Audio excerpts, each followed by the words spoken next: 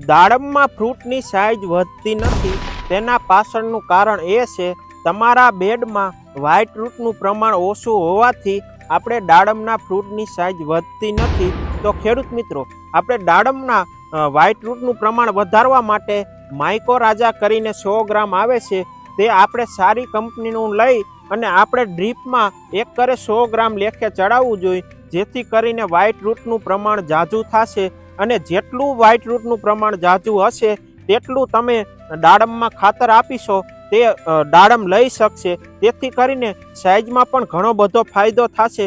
તેના કારણે ખેડૂત મિત્રો માઇકોરાજા ચડાવવું જોઈએ અને અમારો વિડીયો બીજા ખેડૂત મિત્રોને શેર કરો, જેથી કરીને દાડમને લગતી તમામ માહિતી મળી રહેશે। અને વધુ માહિતી માટે શ્રી હરિ એગ્રી હાઉસ હળવદની રૂબરૂ મુલાકાત લો અને અમારું ઇન્સ્ટાગ્રામ આઈડી કે ફેસબુક આઈડી ફોલો ન કરેલું હોય તો આજે જ ફોલો કરી લો, જેથી કરીને દાડમને લગતા તમામ વિડીયો મળી રહે। નમસ્કાર।